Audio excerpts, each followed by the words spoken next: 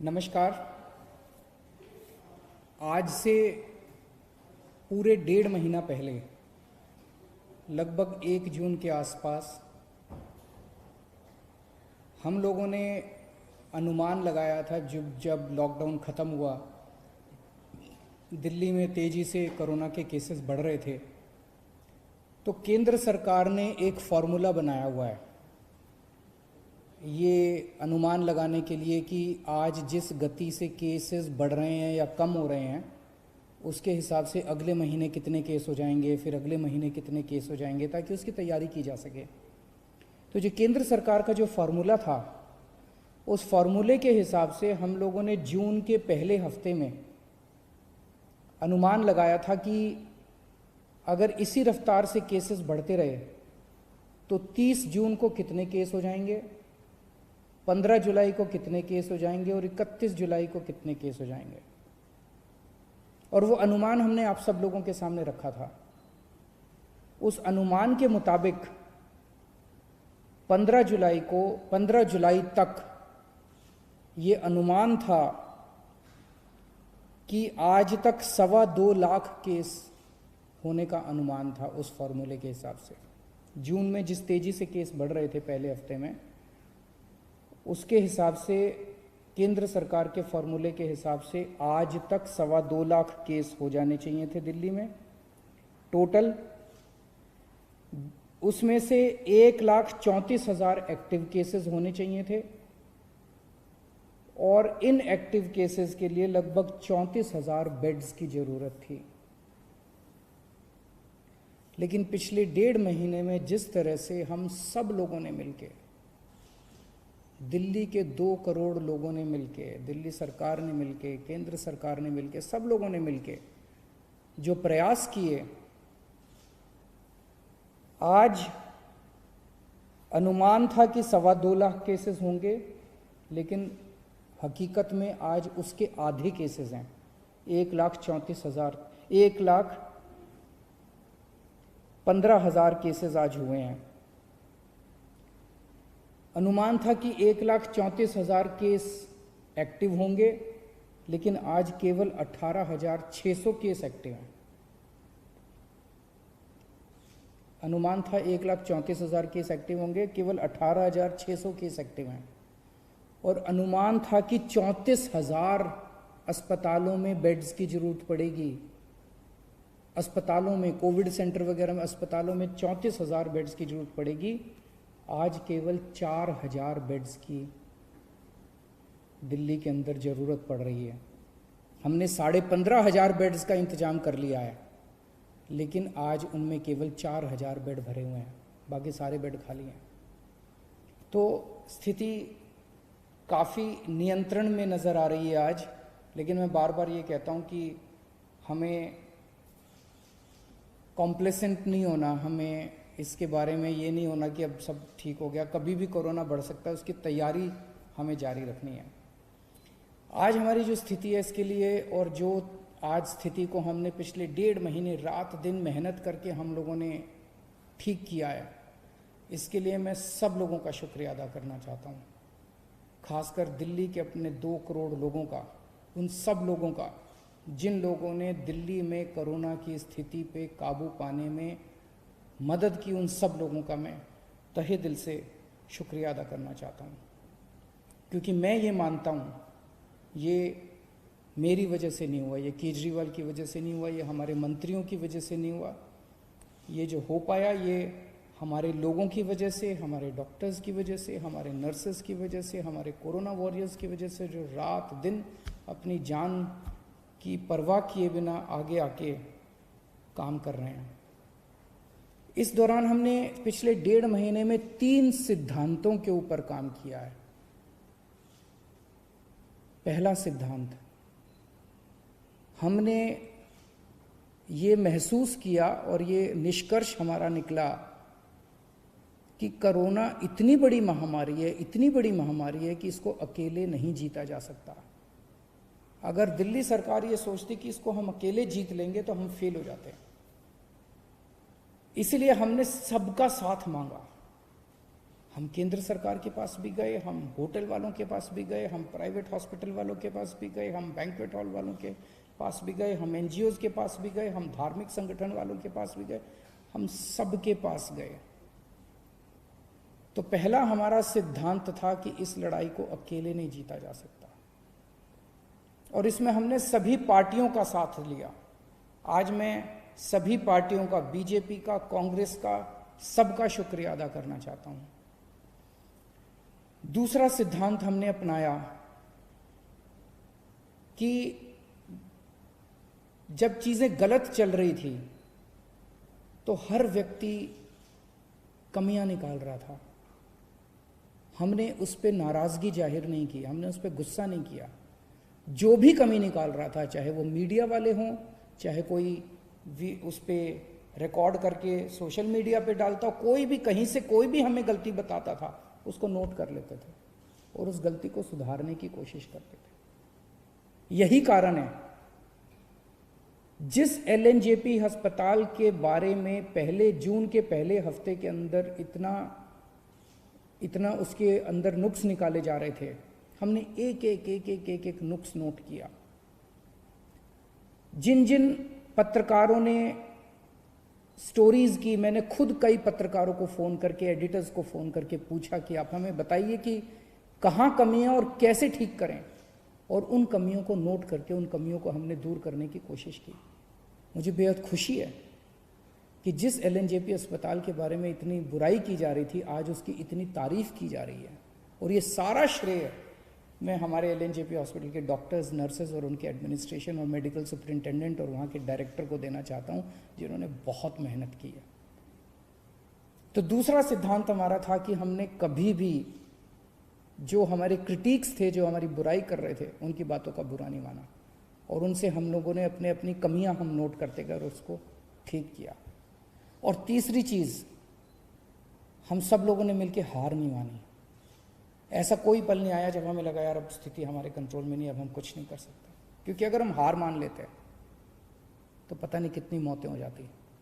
हम लगे रहे। हमें यकीन था कि मेहनत अंत पंत में काम आएगी। सब लोग कह रहे हैं कि दिल्ली मॉडल, प्रधानमंत्री जी ने दिल्ली मॉडल की तारीफ की कि दिल्ली मॉडल लागू होना चाहिए बाकी इलाकों में। ये दिल्ली मॉडल आखिर है क्या? इसमें सबसे पहली चीज थी, जैसा मैंने बताया, इस दिल्ली मॉडल की बुनियाद है कलेक्टिविटी, टीम वर्क, सबको साथ लेके चलना। तो हम लोग बैठे और हमने पूरी प्लानिंग की कि कहाँ कहाँ क्या क्या करने की ज़रूरत है, कहाँ कहाँ किस चीज़ की ज़रूरत है। और उस प्लानिंग में जहाँ जहाँ हमें लगा कि ये कमी है और ये हमारे पास नहीं है, ये किसके पास है, हम उसके पास गए और उससे मिन्नतें करी और हम मदद लेके आए। जैसे टेस्टिंग कम हो रही थी, हम टेस्टिंग बढ़ाना चाहते थे, लेकिन हमारी कैपेसिटी थी, दिल्ली के अंदर मैक्सिमम 10,000 टेस्ट हो सकते थे। हमने केंद्र सरकार से मदद मांगी, केंद्र सरकार ने हमारी मदद की। केंद्र सरकार ने हमें एंटीजन, सबसे पहले एंटीजन टेस्ट दिल्ली के अंदर शुरू किए गए। केंद्र सरकार ने शुरुआती टेस्टिंग किट्स हम लोगों को दी और हमने एकदम से 20,000 22,000 टेस्ट करने चालू कर दिए दिल्ली के अंदर। तो कलेक्टिविटी, टीम वर्क हमारा इस दिल्ली मॉडल का सबसे पहला सिद्धांत था। दूसरा जो सबसे इंपॉर्टेंट चीज थी, होम आइसोलेशन। लोगों के मन में डर था, आज भी पूरे देश के अंदर, पूरी दुनिया के अंदर लोगों के मन में डर है कि कोरोना हो गया। एक तो कोरोना का डर है कि कोरोना हो गया तो पता नहीं क्या होगा, और दूसरा डर होता है कि कोरोना पॉजिटिव आ गया तो सरकार उठा के क्वारंटाइन सेंटर में डाल देगी, सरकार उठा के हमें किसी और सेंटर में, आइसोलेशन सेंटर में कहीं डाल देगी, अस्पताल में डाल देगी। लोगों के मन में ये डर था, क्वारंटाइन सेंटर का डर था, आइसोलेशन सेंटर के डर थे। जब हमने होम आइसोलेशन शुरू किया और होम आइसोलेशन का एक्सपीरियंस हम लोगों ने बहुत कंफर्टेबल कर दिया।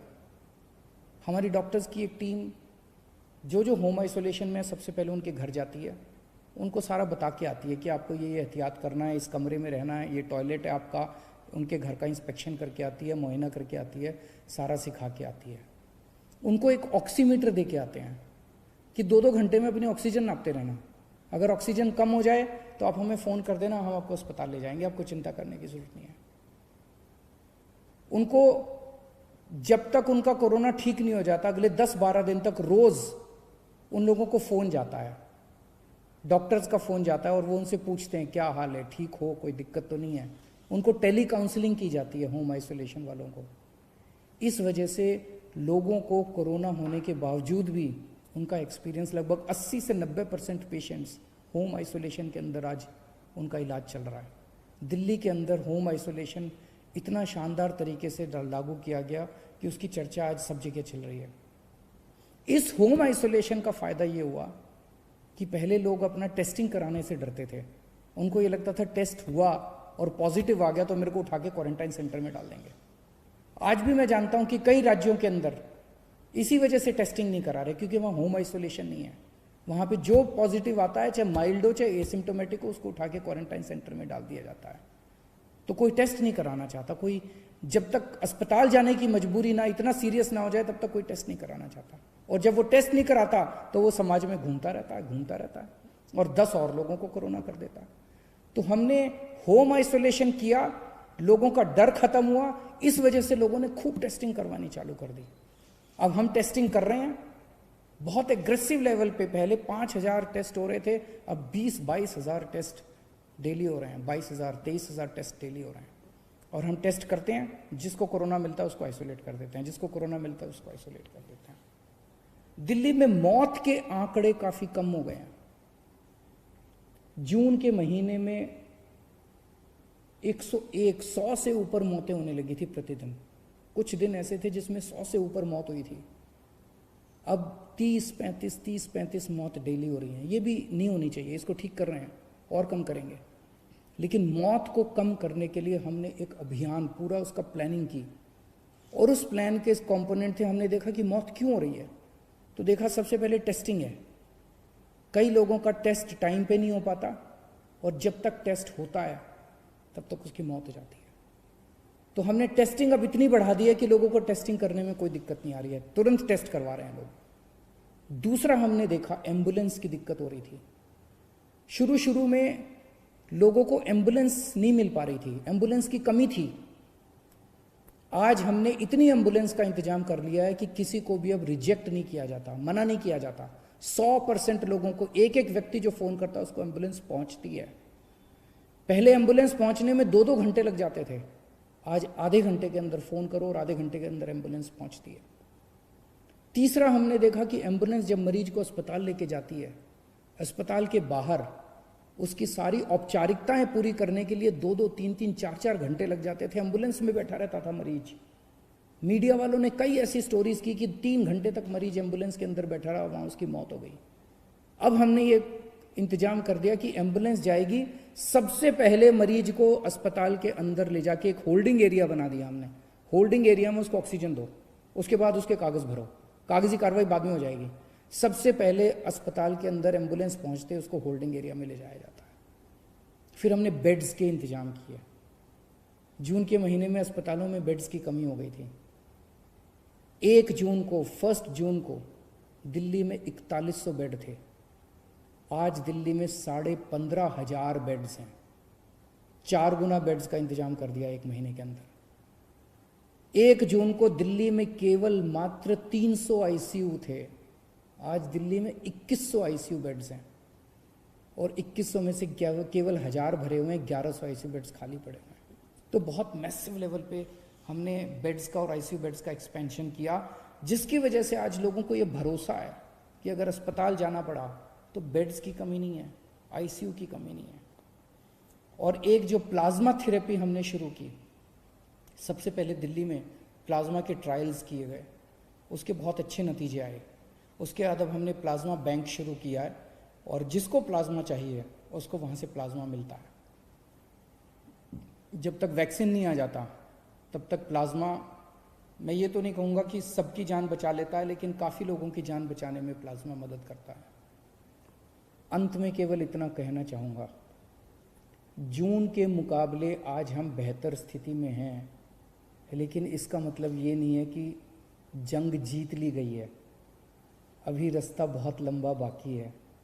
कभी भी कोरोना फिर से बढ़ सकता है।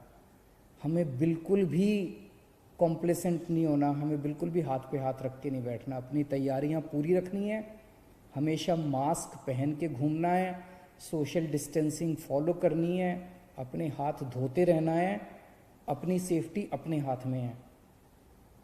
आज हम बेहतर स्थिति में, ये बेहतर स्थिति बनी रहे, स्थिति ना बिगड़े, ऐसे मैं प्रभु से कामना करता हूँ।